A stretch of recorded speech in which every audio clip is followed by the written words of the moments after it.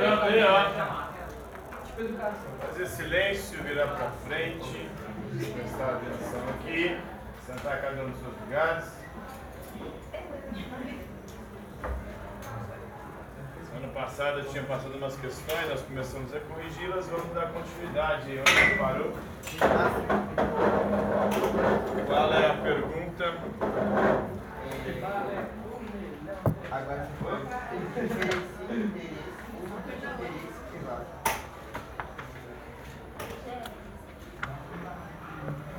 diferencia interesse público de interesse privado.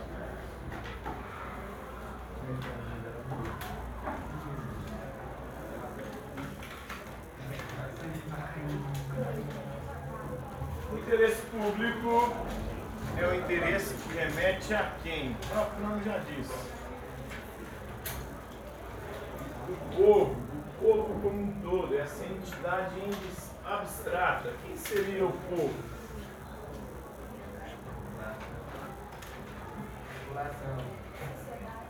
Nós reunidos, mas será que nós temos os mesmos interesses? Negativo. Será que há alguns interesses que nós temos em comum? Só esses interesses que nós temos em comum poderiam ser considerados interesse público, né? Rousseau chama isso de vontade geral.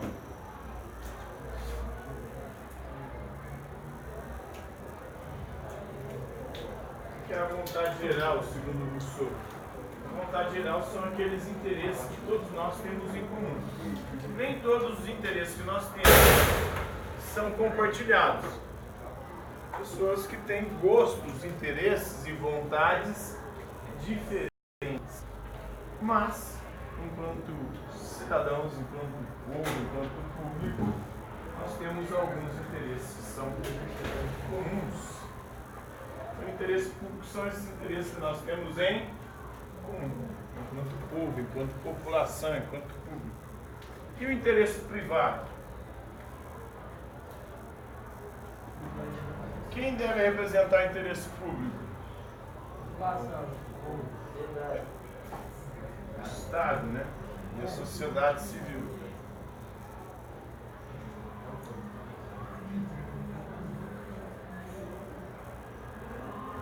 E o interesse privado? Os burgueses, governos, safados,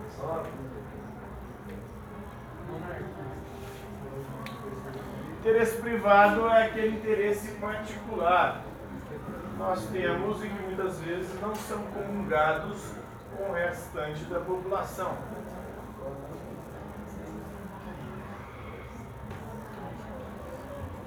O interesse privado é representado pelo quê?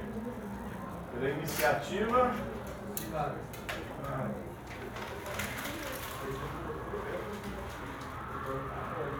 pelas empresas, as CNPJs, as pessoas jurídicas.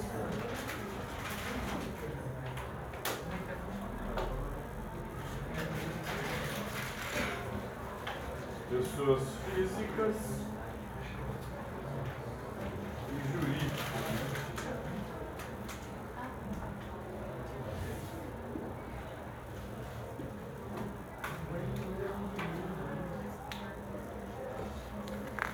Próxima questão.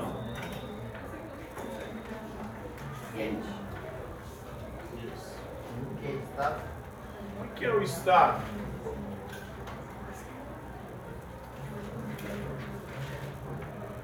O que é o Estado, pessoal?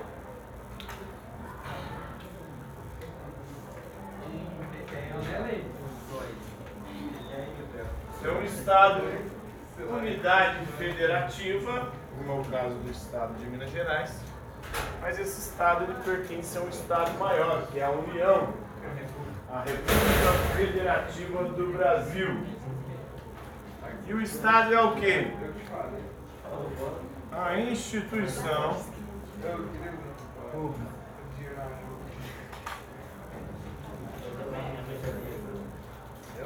administra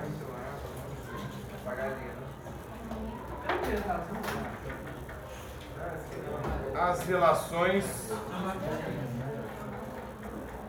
entre os indivíduos numa sociedade.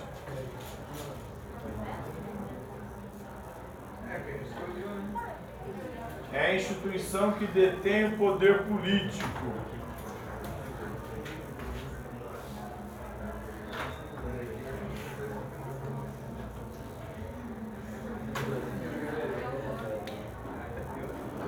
É a instituição que detém o monopólio do poder legítimo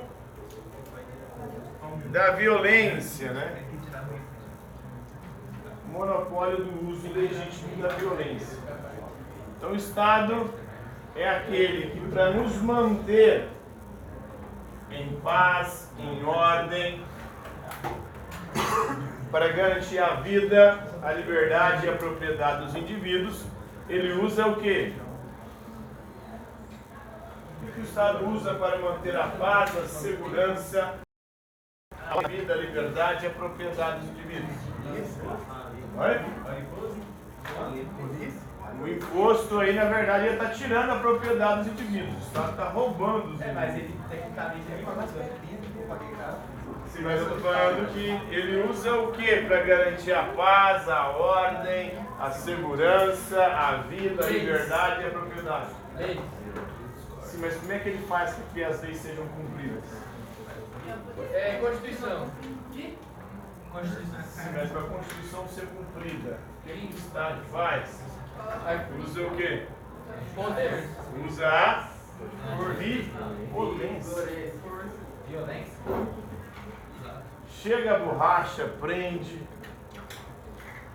tira os bens. Então, o Estado ele tem um monopólio do uso legítimo da violência. Essa é a definição clássica de Estado do Max Weber. E ele também administra um território e é responsável pelas relações sociais dentro de uma sociedade. Então esse é o Estado, é essa instituição responsável por administrar as relações entre os indivíduos numa sociedade. Próxima questão. Qual que é a origem do Estado?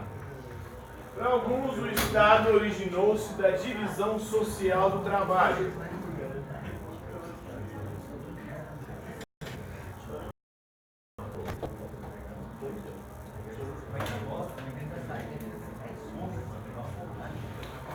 Segundo esses autores, as sociedades primitivas ou tribais não tinham Estado. Não tinha uma instituição responsável por administrar as relações sociais. Então, os povos indígenas, por exemplo, eles não tinham um Estado, um poder burocrático para poder administrar as relações entre os indivíduos. A partir do momento que começou a ocorrer uma divisão social cada vez mais complexa do trabalho,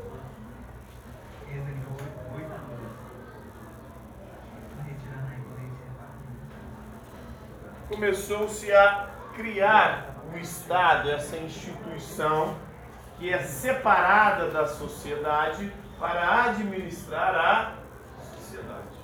Entre os povos indígenas, todos os problemas que tinham eram resolvidos entre eles mesmos, não era resolvido por uma instituição separada da sociedade. Se desse o BO ali, alguém descumprisse alguma regra do grupo, ele era punido pelo próprio grupo, não por uma entidade abstrata como o Estado. Para outros, o Estado surge, como nós entendemos hoje, a partir da modernidade, chamado Estado moderno.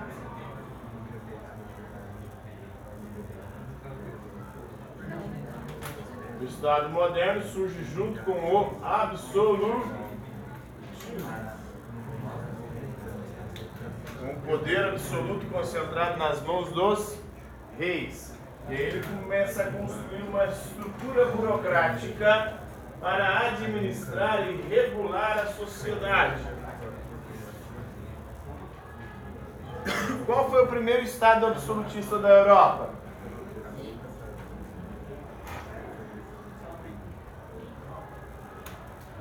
Alguém sabe?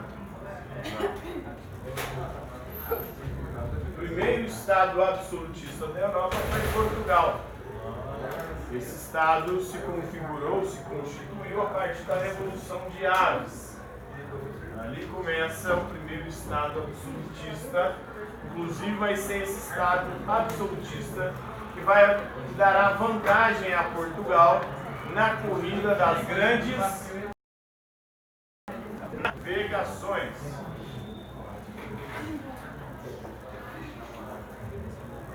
Então, historicamente, dizem que o Estado nasce da divisão social e da complexificação dessa divisão ao longo do tempo. E o Estado, como nós entendemos hoje, o Estado moderno, ele nasce como absolutismo. A primeira instituição ou estrutura burocrática foi criada para poder administrar a sociedade. Próxima questão.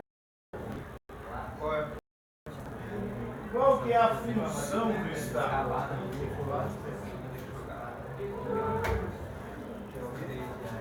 Como nós já falamos, o Estado tem como função administrar as relações sociais, as relações entre os indivíduos numa determinada sociedade. E há duas concepções diferentes sobre a função do Estado. Tem a concepção liberal e a concepção marxista. Qual que é a diferença das duas? A próxima questão. A função do Estado é ser uma instituição responsável pela regulação e administração das relações sociais, das relações entre os indivíduos numa sociedade.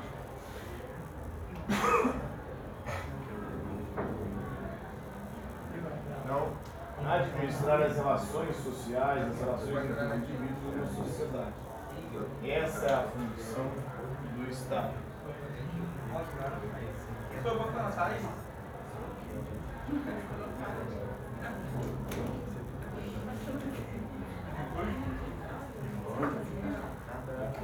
Só o Estado pode usar a violência sem cometer o crime.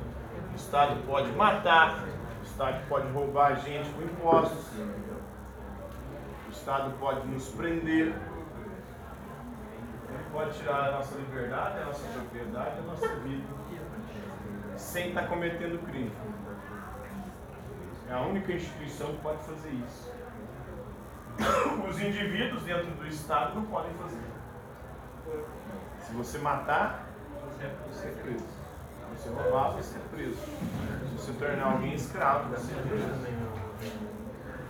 Se você entrar em confronto com a polícia, que é um braço do Estado, você pode ser preso. E o Estado ainda te cobra impostos. Ou seja, te rouba. Professor, mas não pode roubar aqui. Oi? Ele não pode roubar aqui. Vai poder, não pode. Se a gente pensar pela configuração dele, ele pode, porque isso está nas atribuições dele. Na Constituição, por exemplo. A Constituição está lá, que o Estado ele tem algumas prerrogativas. Entre elas, cobrar imposto da gente, ou seja, nos roubar. Ele pode nos prender, se a gente cometer algum tipo de crime. Mas, naturalmente, o Estado tem essa função. Essas funções vêm lá da época do absolutismo, para manter a paz e a segurança. O Estado absolutista ele tinha o poder sobre a vida, a liberdade e os bens das pessoas. Então, em nome da segurança, o Estado nos matava, nos roubava com impostos, nos prendia, tirava a nossa liberdade.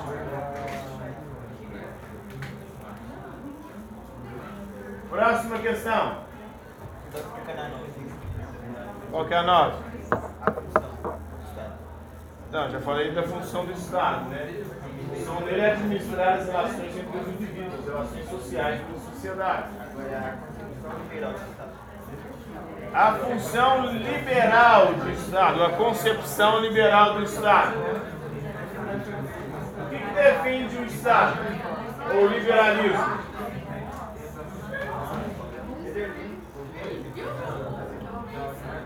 O liberalismo defende a liberdade, ou seja, a não intervenção do Estado na economia nem na nossa vida, né?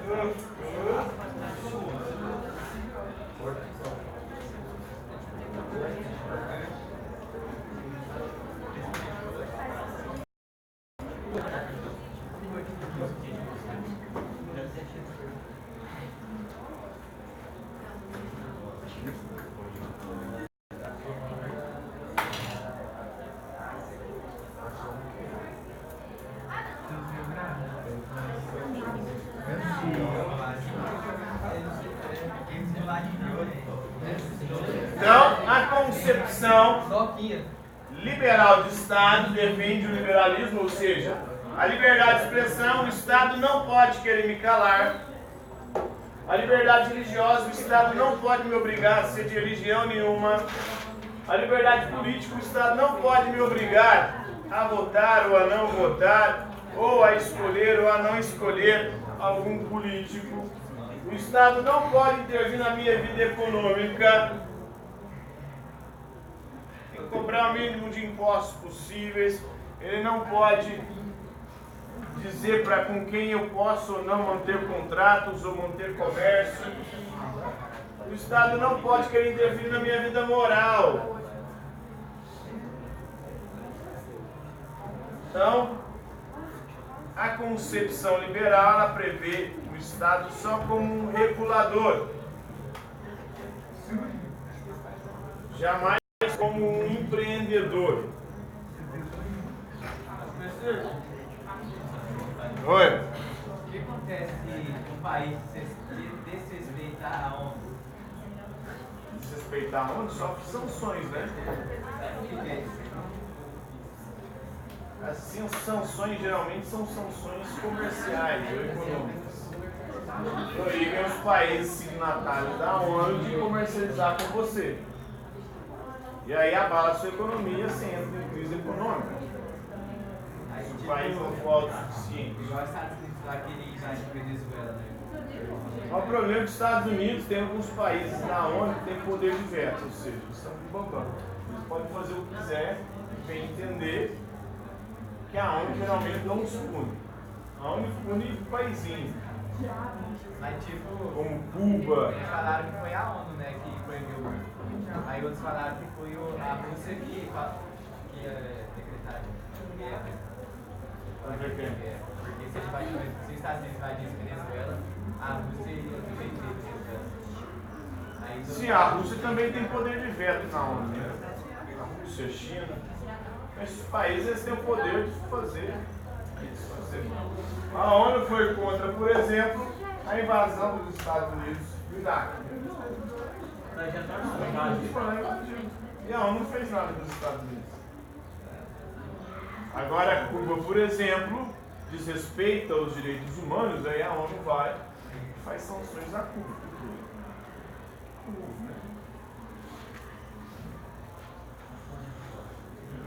A China desrespeita os direitos humanos. O que a ONU faz com ela? Nada. Então, se o país é fortemente econômico, Se o país for potente economicamente, se ele manter a ONU, porque quem mantém a ONU são os países ricos. São eles que mantêm, são eles que destinam um parcela do seu PIB para poder manter a ONU, essa instituição, essa organização. A ONU, na verdade, nasce por conta do meio Kant, lá no século XVIII, escreve um tratado da paz perpétua, onde ele fala sobre as relações políticas entre as nações.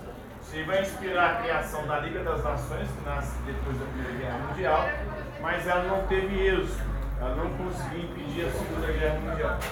Aí depois da Segunda Guerra Mundial, em 45 e 48 eles fazem a ONU. Trabalhando, professor aí. Tranquilo aí.